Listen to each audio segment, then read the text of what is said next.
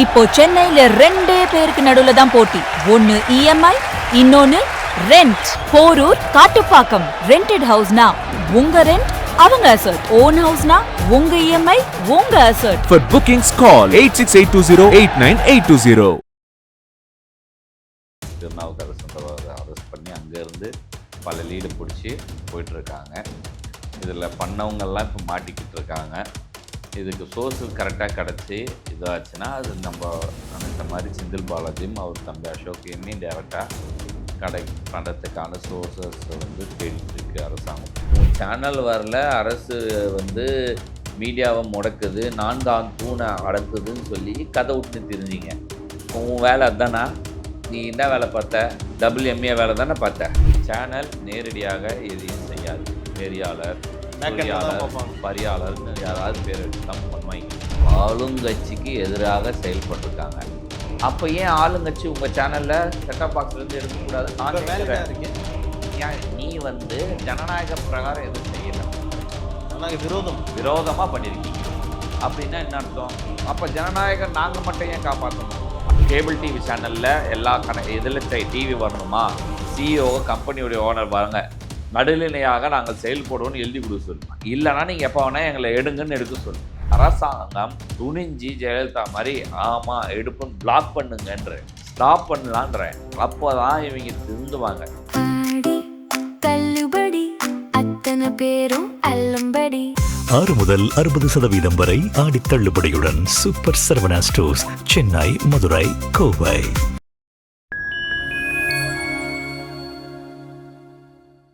நேயர்களுக்கு வணக்கம். இன்றைய சீக்கெட்டாக் நிகழ்ச்சியில் பல்வேறு அரசியல் மற்றும் சமூக நிகழ்வு குறித்து உங்கள் சீக்கேவோடு பேசவிருக்கிறோம். வாருங்கள் நிகழ்ச்சிக்குள் செல்லலாம். சார் வணக்கம். சார் வணக்கம். சார், இந்த ஆப்ரேஷன் மேகாலயா பற்றி பேசியிருந்தோம். அதில் பல டெவலப்மெண்ட்ஸ் இன்னைக்கு கிடச்சிருக்கு. இந்த ஊடகவியலாளர் கூட அரெஸ்ட் பண்ணியிருந்தாங்களா? அதில் பல மேட்டர்கள் பரிமாறப்பட்டிருக்கிறதா தகவல் கிடைச்சாங்க. வாட்ஸ்அப் டேட்டா தரவுகள் பல கிடச்சிருக்கிறது. சரி, இதை நம்ம முதல்ல நம்ம இந்த மாதிரி இருக்குது, கொஞ்சம் நம்ம உஷாராக இருக்கணுன்றது நம்ம பேசியிருந்தோம். அதை அரசாங்கம் நிறைய பேர் இப்போ அரெஸ்ட் திருநாவுக்கரசுன்றவர் அரெஸ்ட் பண்ணி அங்கேருந்து பல லீடு பிடிச்சி போயிட்டுருக்காங்க. இதில் பண்ணவங்கெல்லாம் இப்போ மாட்டிக்கிட்டு இருக்காங்க. இதுக்கு சோர்ஸு கரெக்டாக கிடச்சி இதாச்சுன்னா அது நம்ம நினச்ச மாதிரி செந்தில் பாலாஜியும் அவர் தம்பி அசோக்கையுமே டேரெக்டாக பண்ணுறதுக்கான சோர்ஸஸ் தேடிட்டுருக்கு அரசாங்கம். எவிடன்ஸ் கிடச்சிதுன்னா இதுக்கப்புறம் டேரெக்டாக இது பண்ண வேண்டியது. இல்லை சார், ஒரு ஊடகவியலாளராக இருந்துக்கிட்டு நம்ம அவர் மேலே ஒரு குற்றச்சாட்டை வைக்கல, பட் ஆனால் ஒரு ஈடுபட்டிருக்காருன்ற விஷயம் இதை தான் நான் சொல்கிறேன். ஊடகங்கள் என்றுமே சரியான நிலையில் இருந்ததில்லைன்னு ஒரு யூடியூப் சேனல்லேருந்து நம்ம பல தடவை திருப்பி சொல்லிகிட்டு இருக்கோம். எல்லாம் ஒரு சார்பு, ஒரு சாராருக்கு வேலை செய்கிறது மட்டுமே கொள்கையாக வச்சுருக்காங்க. நம்ம அந்த பேச்சாளர்கள், டிவிக்கு பேச்சாளர் கூட அங்கே பேசும்போது அதை தவிர்க்கணும்னு நம்ம எலெக்ஷனுக்கெலாம் முன்னாடி கூட பேசியிருப்போம். அது காரணம் என்னென்னா, என்ன இருந்தாலும் அவங்க ஒரு சார்பில் போய் அப்படி தான் வேலை பார்க்குறாங்க, நமக்கு அவங்க அந்த ஒரு இதை பண்ணுறதில்ல அப்படின்றத நான் பதிவு பண்ணியிருந்தேன். ஏன்னா இப்போ இதே புதிய தலைமுறையில் டிவிகே நிர்வாகிகள் எத்தனை பேர் உட்காந்து போய் பேச்சாளர் பேசியிருக்காங்க. அப்போது இன்றைக்கி இப்படி நடந்ததுன்னு தெரிஞ்சால் முதல்ல கட்சி நிர்வாகம் ஒரு புதிய தலைமுறையில் இனிமேல் டிவிகேவினர் பங்கு பெறக்கூடாது, அந்த டிபேட்ஸை இருட்டிப்பு பண்ணணும் அப்படின்றத கொண்டு வரணும். ஒரு விஷயம் இப்போ நான் இப்படி கேட்குறேன், புதிய தலைமுறை சேனல் அரசு செட்டாப் பாக்ஸில் வரலை அப்படின்னு ஒரு கதையை கட்டி பெரிய பிரச்சனை பண்ணாங்க ஒரு மாதத்துக்கு முன்னாடி. இந்த ஸ்ட்ரிங் ஆப்ரேஷன் நீங்கள் எப்போ ஆரம்பிச்சிங்க? அதுக்கு முன்னாடி. இப்படி நீ பண்ணிவிட்டு உன் சேனல் வரல, அரசு மீடியாவை முடக்குது, 4ஆம் தூணை அடக்குதுன்னு சொல்லி கதை விட்டுன்னு தெரிஞ்சிங்க. இப்போ உன் வேலை அதுதானா? நீ என்ன வேலை பார்த்த?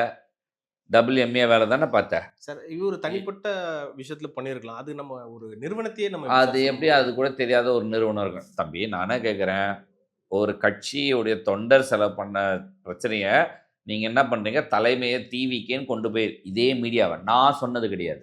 நான் ஒவ்வொரு தடவை சொல்லியிருக்கேன், தொண்டர்கள் செய்து தலைவர் எந்த கட்சியாக இருந்தாலும் தலைவர் இதை நம்ம குற்றம் சொல்ல வேண்டியது இல்லைன்னு நான் பதிவு பண்ணியிருக்கேன். ஆனால் இந்த டிவி மீடியா இருக்கு இல்லையா, எத்தனை தடவை அந்த நிர்வாகிகள் பண்ணுறதுக்கு, அதாவது டிவிக்கு என்ன உடனே அது கட்சி வரைக்கும் பெருசாக கொண்டு போகிற வேலையை செஞ்சுருக்காங்க. அப்போ உங்கள் கட்சியில் உங்கள் சேனலில் ஒரு முக்கியமான போஸ்டிங்கில் இருக்கிறவர் பண்ணியிருக்காருன்னா அதுக்கு நீங்கள் பொறுப்பேற்றுக்கோங்க. புரியுதா? நெறியாளரை ஏன் கவர் பண்ணுறாங்க? நெறியாளருக்கு கான்டாக்ட் இருக்கு. அந்த நெறியாளரை மானிட்டர் பண்ண வேண்டிய கடமை யாருக்கு? நிறுவனத்துக்கு இருக்கு.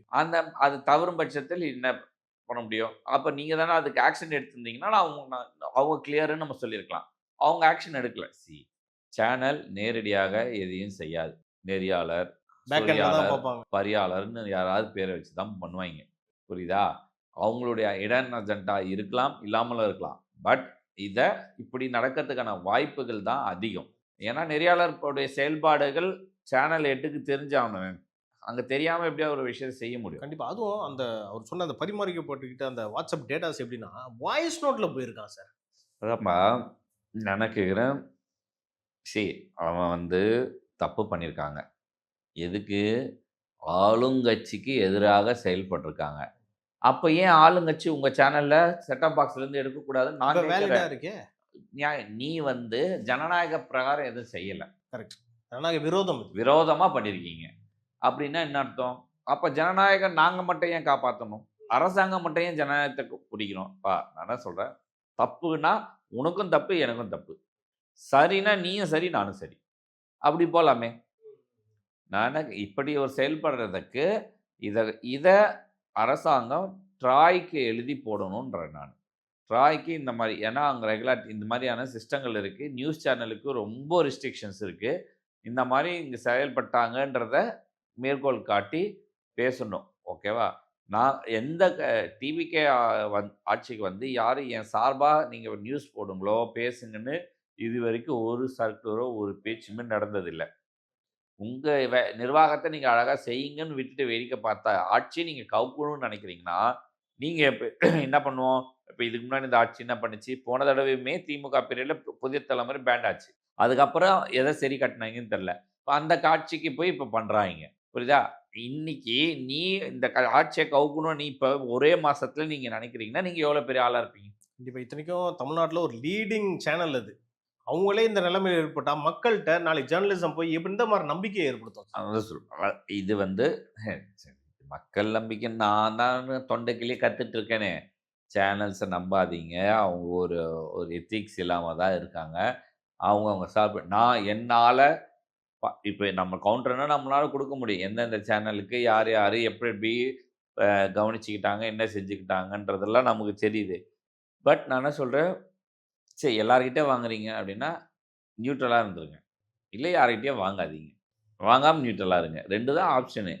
நீங்கள் ஒரு தலைபட்சமாக செயல்படுறதுக்காக நீங்கள் இப்போ என்னென்னா புதிய தலைமுறை என்ன செய்தி போதோ அதை நம்புறதுக்கு ஒரு 10 லட்சம் பேர் இருப்பான். அந்த 10 லட்சம் பேரை நீ மேனிப்புலேட்டில் பண்ணுறீங்க. ஸோ அதை எதுக்கு நான் பண்ணணுன்ற சொன்னது இன்னொன்று சொன்னதே திருப்பி திருப்பி திருப்பி திருப்பி சொல்லிட்டு வந்தேன்னா அது உண்மைன்னு நம்ப தோணிடும். புரியுதா? நீ தேவா கெட்டவன் கெட்டவன் கெட்டவன் நான் சொல்லிகிட்டே இருந்தேன்னா சுற்றி இருக்கிறவங்க இன்றைக்கி சொல்லும் போது சிரிப்பாங்க. சும்மா சொல்கிறீங்கன்னு ஒரு 10 நாள் 20 நாள் அப்படின்ட்டேன்னா 30ஆவது நாள் எல்லாரும் நம்ப ஆரம்பிச்சிருவாங்க. அதுதான் இவங்க பண்ணுறாங்க. சரி மீடியாவில் உட்காந்துட்டு அதை டிபேட்டுன்ற பேரில் அதுலேயும் இப்போ சப்போஸ் டிவிக்கே டவுன் பண்ணி காட்டணும்னு நினச்சிட்டாங்கன்னா ஆப்பனண்ட்டை பேச விட்டுட்டு இருங்க நான் வரேன்னு இவங்கள பேச விடாமல் தடுக்கிறது.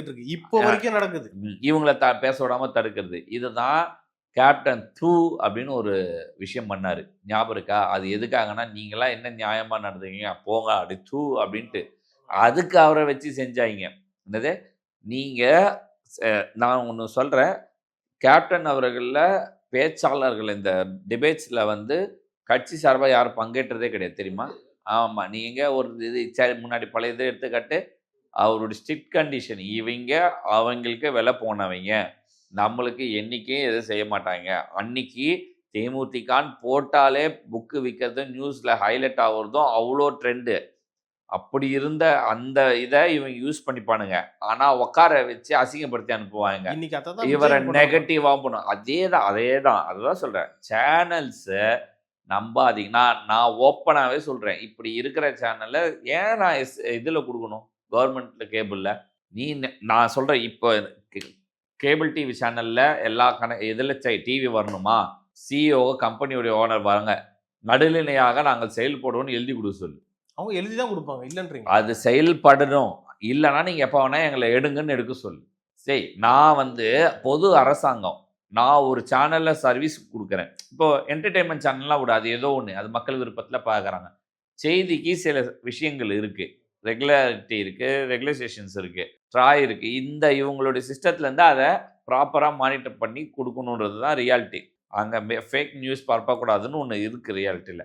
ஸோ நீங்கள் அதுக்கு உடன்பட்டு போங்க. நாங்கள் தவறும் பட்சத்தில் எங்களை வந்து டீலிஸ்ட் பண்ணுங்கன்னு சொல்லுங்கன்ற. இது ஒன்று கொண்டு வந்தால் நாளைக்கு செய்தி நிறுவனம் என்ன சொல்லுவாங்கன்னா, இது எங்களை முடக்கிறதுக்கான திட்டமாகவே இருக்கு, நாங்கள் தெரியாமல் ஒரு நியூஸ் ரிலீஸ் பண்ணிட்டா அது எங்களுக்கு அகேன்ஸ்டாக மாறுமே அப்படின்னு. நீங்கள் ஏன்பா தெரியாமல் ஒன்று ரிலீஸ் பண்ணுறீங்க தான் கேட்குறேன். தெரிஞ்சு ரிலீஸ் பண்ணுங்க, ஆராய்ந்து ரிலீஸ் பண்ணுங்க. அதுதான் இன்வெஸ்டிகேஷன் ஜேர்னலிசம். ஒரு ஆதாரம் இல்லாமல் குற்றச்சாட்டு யார் வேணால் யார் மேலே வேணால் வைக்கலாம்னா அது என்ன ஆயிடுது, புரியுதா? அது தவிர்க்கணும்.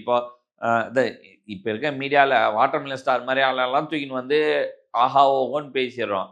சைக்கோத்தனமாக திடீர்னவங்களாம் தூக்கின்னு வந்து இது போதாதுன்னு அதான் தன்வினை தன்னிச்சிடும். அந்த வாட்டர்மெலன் வந்து அந்த விஜய் டிவியில் பிக் பாஸில் போட்டாங்க, இப்போ அங்கேயே போய் அடிச்சிக்கினானுங்க, புரியுதா? நம்ம என்ன செய்கிறோன்றத நமக்கே ஆபத்தாக போய் முடியும். தேவையில்லாத தவறுகளில் செய்ய வேண்டாம். செய்திகள் அதுவும் ஆளுங்கட்சி, அதாவது முந்தைய ஆளுங்கட்சிக்கு ஏதாவது நெகட்டிவாக இருந்தால் அந்த செய்தியே வெளியே வராது.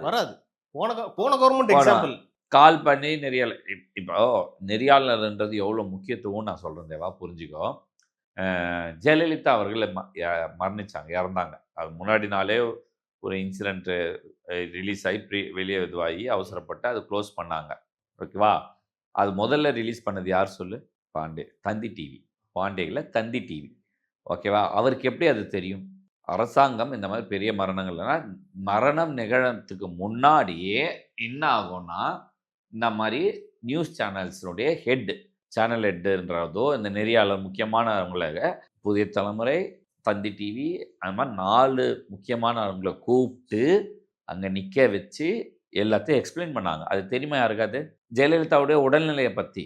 ஏன்னா தேவையில்லாத ரூமர்ஸு, தேவையில்லாமல் ஃபேக் நியூஸ் பண்ணக்கூடாதுன்னு சொல்லி அவங்களுடைய நிலை இப்படி இருக்குது, நாங்கள் ஒரு வாரம் 10 நாளாக ஃபேஸ் மேக்கர் வச்சு அந்த இது கிளியர் இல்லை, இவ்வளோ நாள் நாங்கள் ஃபேஸ் மேக்கர் வச்சு பார்த்தோம்.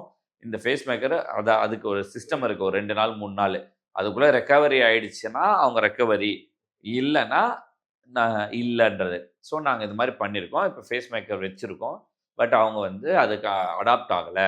ஸோ நாளைக்கு ஃபேஸ் மேக்கர் ரிமூவ் பண்ணுறது தான் ஆத்தென்டிகேட் ஆன டெத்துன்றது கணக்கு, புரியுதா?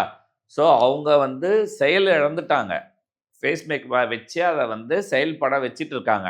அதில் ஒரு டக்குன்னு அந்த இருதயம் துடிக்க ஆரம்பிச்சிச்சுன்னா அவங்களுக்கு உயிர் பெற்றுருவாங்க. அதுக்கு ஒரு மெடிக்கல் ஸ்டாட்டிஃபிஷியலாக பண்ணிட்டு இருக்காங்க. அதை பண்ணுறத கூப்பிட்டு விலக்கி அங்கே அதுக்கப்புறமா மறுநாள் அதை ரிமூவ் பண்ணி அதை அறிவிக்கிறாங்க. இதில் எந்த செய்தி சேனல் முன்னாடி சொல்லிச்சு அப்படின்ற பதட்டம் பேரை எடுக்கிறதுக்கு தான் தந்தி டிவி ஊருக்கு முன்னாடி இதை சொன்னாங்க. அதுக்கு அந்த அறிவித்ததுக்கு முந்தைய நாள் நைட்டு தான் அவங்கள கூப்பிட்டு பண்ணாங்க. நாளைக்கு அறிவிப்போன்னு அவங்க சொன்னாங்க, ஓகேவா? ஏதாவது ரிமூவ் பண்ணிவிட்டு அறிவிக்க போகிறோம் ஈவினிங் நேரத்தில்னு சொல்லியிருப்பாங்க. அதை சொல்கிறதுக்கு முன்னாடி ரிலீஸை கொண்டு வரணும்னு இவங்க அவசரப்பட்டாங்க. அதனால் அன்றைய பண்ண வேண்டியதை மறுநாள் தள்ளி போட்டு பண்ண வேண்டிய கட்டாயத்துக்கு ஆச்சு. ஸோ இவ்வளோ பெரியாட்டி, இவ்வளோ முக்கியமான துறையில் இருக்க நீங்கள் செயல்பாடுகள் எப்படி இருக்குது, அதை நீங்கள் இவங்க யாருமே பண்ணுறதில்ல. ஒரு அரசாங்கம் தன் செய்கிற செயல்பாடுகள் இவ்வளோ துல்லியமாக இருக்கும் போது அதை நம்ம எப்படி திருப்பி பண்ணியிருக்கோம்? அவங்க அவசரமாக நீங்கள் அந்த கண்டென்ட் பண்ணிங்களா? அது என்ன? இப்படி தான் சேனல்ஸ் நடக்குது. இதை நம்ம எதிர்கொள்ள வேண்டிய கட்டாயத்தில் தான் இருக்கு. அதாவது எக்ஸ்க்ளூசிவாக நான் கொடுக்குறேன்ற பேரில் அதோட ரெப்பர்கஷனை வந்து யாருமே யோசிக்க மாட்டாங்க. இல்லை, இன்னொன்று அவங்க முன்னாடி நாளில் இருக்க சுச்சுவேஷனில் என்ன தேவா, ஒரு டாக்டர் என்ன சொல்லுவாங்கன்னா, நாளைக்கு வரைக்கும் நாங்கள் இத்தனை மணி வரைக்கும் பார்ப்போம், அதுக்கப்புறம் அறிவிக்க போகிறோம், இன்றைய நிலையை வச்சு நான் நாளைக்குன்னு சொல்லியிருப்பேன், ஓகேவா? ஆனால் மறுநாள் காலையிலையோ இல்லை மத்தியானமோ ஏதோ ஒரு சின்ன ஃப்ராக்ஷனோ ஏதோ ஆயிருந்தா அவங்க ஸ்கோப்பை எடுத்து மறுநாளுக்கு தள்ளலாம்னு நினச்சிருப்பாங்க. பட் இவங்ககிட்ட முன்னாடி நாள் சொன்னதை வச்சு இந்நேரத்துக்கு அறிவிச்சிருவாங்க. அதை முதல்ல நம்ம அறிவிச்சதாக இருக்கணும்னு பண்ணது. இதுதான் செய்தி சேனல்களும் தாள்களும் இது ஒரு பெரிய பிரச்சனை, ஓகேவா? ஸோ இவங்களை கிரெடிபிலிட்டியை பற்றி தான் நான் இதை சொல்கிறேன். இதை தவிர்க்கணும்னா இப்போ என்ன ஆகிப்போச்சுன்னா, இவங்க சொல்கிறத இப்போ நம்ம டேட்டா எடுக்கிறோன்னா நமக்கு ஏதாவது ஒன்று வந்தால் 10 சோர்ஸை நம்ம தேட வேண்டியதாக இருக்குது, எல்லாத்துலேயும் சரியா இல்லையான்னு. இப்போ எனக்கு பல பேர் அனுப்பியிருக்காங்க. இப்போ டிவிக்கே சில பேர் அனுப்புகிறாங்க, திமுக அனுப்புகிறாங்கன்னா கூட டிவிக்கு என்ன சரிப்பா இருப்பேன், நீங்கள் கன்ஃபர்மேஷனுக்கு அது டேட்டா கேட்டால் அதானே சார் வேலை நமக்கு. ஆதாரம் இல்லைன்னா நம்ம அதை பேசுறதே இல்லை. சரி, நிறைய நல்ல விஷயங்கள் நடந்திருக்கு. ஆனால் அது எனக்கு எனக்கு நேரடியாக அந்த நாலேஜ் எனக்கு அப்டேட் ஆகாத போது அதை நான் பேச முடியறதில்லை. நான் டிவிக்கே இந்த அரசாங்கத்தில் நடக்கிற பல செயல் திட்டங்களை பற்றி நமக்கு நிறைய இன்ஃபர்மேஷன் வரும்போது கூட எனக்கு அது ஆத்தென்டிக்காக தெரியாத வரைக்கும் அது சரியாக இருந்தால் கூட நான் அதை பேச மாட்டேன். இதுதான் நம்ம எடுத்திருக்க கொள்கை. இவங்க அப்படி எதுவுமே பண்றதில்லை. கண்ணில் வரதெல்லாம் பேசுறது என் இஷ்டத்துக்குன்னு. அங்கே இப்போ வந்து எல்லாரும் கங்கணம் கட்டி டிவிக்கேவை இது பண்ணுறது டிமானிட்டேஷன் மாதிரி அவங்கள வந்து அவங்க இமேஜை வந்து செயலிழக்க குறைக்கிறதுக்கான வேலையை பார்க்குறாங்க. இது ரொம்ப வன்மையாக கண்டிக்க வேண்டிய விஷயம். இதுக்கு நான் தான் சொல்கிறேன், அரசாங்கம் துணிஞ்சி ஜெயலலிதா மாதிரி ஆமாம் எடுப்புன்னு பிளாக் பண்ணுங்கன்றேன், ஸ்டாப் பண்ணலான்றேன். அப்போ தான் இவங்க திருந்துவாங்க. ஏன்னா நம்ம ஒரு நல்ல அரசு வந்திருக்கு. இந்த அரசில் இந்த மாதிரியான லஞ்ச லாவணியங்கள் இல்லை. நமக்கு ஃப்ரீ ஹேண்டடாக செயல்பட முடியுதா? அதை எடுத்து ஒருத்தங்க செயல்படணுமா, இல்லை நம்ம மீடியாவை வச்சு அதை பிளாக்மெயில் பண்ணி அதை வச்சு பணம் சம்பாதிக்கிறது நம்ம பார்க்கணுமா? ஆக்சுவலாக சார் நான் இன்னொரு கேள்வி கேட்கணும்னு நினச்சேன். 2016 அம்மையார் ஜெயலலிதா இறந்துட்டாங்க 2016. அதுக்கப்புறம் எடப்பாடி பழனிசாமி சிஎம் இருக்கார் 4.5 வருஷம். இந்த 4.5 வருஷம் நீங்கள் பார்த்தீங்கன்னா மீடியாக்கள் வந்து சிறப்பாக செயல்பட்டாங்க சார். அதாவது ஒரு எதிர்கட்சின்ற மாதிரி கேள்வி கேட்பாங்க. திமுக ஆட்சியில் அது 0. திரும்பவும் இப்போ விஜய் வந்திருக்காரு, திரும்ப அதுதான் நான் சொல்கிறேன். அது என்ன பிரச்சனைனா, இங்கே மீடியா இங்கே என்ன ஒரு கட்டமைப்பு எப்படி கட்டமைச்சிருக்காங்கன்னு தெரியுமா? இன்டெலெக்சுவலு, மீடியா, தமிழ் புலவர்கள் இவங்கெல்லாம் வந்து திமுக தான் இன்டெலெக்சுவலான கட்சி, அவங்க தான் நம்மள மாதிரி ஆட்களை இப்போ அந்த காலத்தில் புலவர்கள்லாம் வந்து போய் புலமை பித்தத்தை பண்ணாங்கன்னா அரசர் காசு கொடுப்பாங்க. இந்த மாதிரி இருக்கலாம், அவங்களுக்கே ஒரு திமிரு அங்கே இது இருக்கலாம். அந்த மாதிரி ஆட்டிடியூட் திமுகவில் இவங்களுக்கு இருக்கும். புரியுதா? அதை செயல்படுறதுக்கு இவங்களுக்கு கரெக்டு. இப்போ இப்படி தான் இந்த காலகாலமாக இப்போ அதிமுக இருக்கும்போது ஃப்ரீயாக செயல்பட்டதுன்னு சொல்லாத, திமுக அதிமுகவுக்கு எதிராக செயல்பட வச்சாங்கன்னு சொல்லணும். ஆமாம், அது ஃப்ரீயாக செயல்பட்டதுலாம் கிடையாது. அது ஓகேவா? அதிமுகவுக்கு எதிராக செயல்பட வைக்கிறது அதுதான் இப்போ ஆரம்பிச்சிருக்கு. அப்போ இன்னைக்குமே டிஎம்கே அதுதான் நடக்குது. அதில் எந்த மாற்றமும் நீ யோசிக்கவே தேவையில்லை. இதை மீறி வர வேண்டியது முக்கியம். இது வந்து ஜெயலலிதாவுக்கும் நடந்தது. ஓகேவா? எப்பவுமே அந்த இப்போ அரசாங்க ஊழியர்கள் ஒரு இடத்துல தேவையில்லாமல் ஸ்ட்ரைக் பண்ணால் அது தேவையில்லைன்றத அதனுடைய இப்போ நான் எக்ஸாம்பிள் சொல்கிறேன். அரசாங்க ஊழியர் ஒரு போராட்டம் பண்ணுறாங்க. அந்த போராட்டத்தினுடைய நீட்சி என்ன அது ப்ராப்ளம், அதை உள்ள வரைக்கும் போய் ஆராய்ந்து இது தேவையில்லைன்றத பேசலாம்.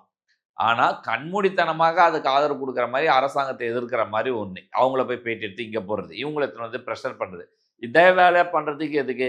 இன்னொன்று நான் அன்றைக்கும் சொல்கிறேன் இன்றைக்கும் சொல்கிறேன், இதில் வேறு இவங்களே ஆனாவுன்னு சொல்லுவாங்க. இப்போ நம்ம ஆளுங்க சொல்கிற மாதிரி நான் நம்ம சேனலில் சொல்லக்கூடாதுன்னு நான் சொல்லியிருக்கேன். அதாவது 4வது தூண் 4வது முகம் ப்ரெஸ் அப்படின்னு எந்த கான்ஸ்டியூஷன்லையும் கிடையாது. புரியா? இவங்களா கட்டமைச்சிக்கிட்டாங்க. அதை நம்ம பெருமை பீத்திக்க வேண்டாம். ஏன்னா இவங்க அதுக்கான சரியான ஆட்கள் கிடையாது, டிசர்வ்டான ஆட்கள் கிடையாது. ஸோ இதை தவிருங்க, அவ்வளோ. இன்னும் சார் இல்லை, இறுதியாக ஒரு கேள்வி. கடந்த திமுக ஆட்சியிலையும் பல பத்திரிகையாளர்கள் ஊடகவியலாளர்கள் வந்து மிரட்டப்பட்டிருக்காங்க, த்ரெட்னு அவங்களாம் இருந்துச்சு கவர்மெண்ட் சைட்லேருந்து.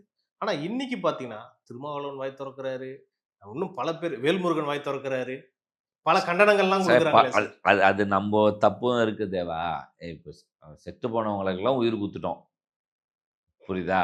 அது நம்ம சைடுமே இருக்குன்னு வச்சுக்கோங்க. என் பாயிண்ட் ஆஃப் வியூவில் கட்சி தலைமை எப்படி முடிவு பண்ணுறாங்க, அவங்க என்ன செய்கிறாங்கன்னு தெரியல. இப்போ நம்ம அவங்களுடைய ப்ரெஷர் அவங்களுக்கு தான் தெரியும், அவங்களுடைய மூவ் அவங்களுக்கு தான் புரியும். நம்ம வெளியிலேருந்து பார்க்கறதில்ல, நம்ம சொல்கிறோம். இப்போ இந்த கோவனாண்டின்னு ஒருத்தர் இருப்பார், ஓகேவா? அவர் இப்போ எடப்பாடி இருக்கும் போதெல்லாம் அப்படி ஒரு டாஸ்மாக்னு ஊராக பேசினார். அந்த டாஸ்மாக்லாம் நான் 21லேருந்து 26 மூட்டா இருந்துச்சு. அப்போ எங்கே போனா செத்து போட்டாரா அவர்? கம்யூனிஸ்டுக்காரர் இத்தனைக்கும், ஓகேவா? பாட்டு பாடிக்கிட்டு ஆடுறது நீ எழுதி வச்சுக்க, இந்த ஆள் இன்னும் கொஞ்சம் நாளில் இங்கே பாட ஆரம்பிப்பார் பாரு. உனக்கு எனக்கு பந்தயம், இன்னும் பல பேர் காசு கொடுப்பாங்க. இதுதான் சொல்ல, இந்த மாதிரி பல பேர் இருக்காங்க. இந்த மாதிரி ஆட்களை பேச வைக்கிறது, பாட வைக்கிறது, இதுதான் நடக்க வைப்பாங்க. சேலத்தில் பியூஷ் மனுஷன் ஒருத்தர் இருப்பார், அவர் நல்லா செயல்பாட்டாளர். அதிமுக ஆட்சியெல்லாம் பல விஷயம் பேசியிருக்காரு. கடந்த 5 வருஷமா அப்படி இப்படி கொஞ்சம் கொஞ்சமாக தொட்டுக்கிட்டே இருந்தார், சட்னி மாதிரி. இப்போ ஃபுல் ஃபோர்ஸில் இறங்கியிருக்காரு. பியூஷ் மனுஷன் என்னன்னா, சும்மா இந்த பப்ளிசிட்டியான மக்களை பார்த்து அவரை டார்கெட் பண்ணி பண்ணுறது.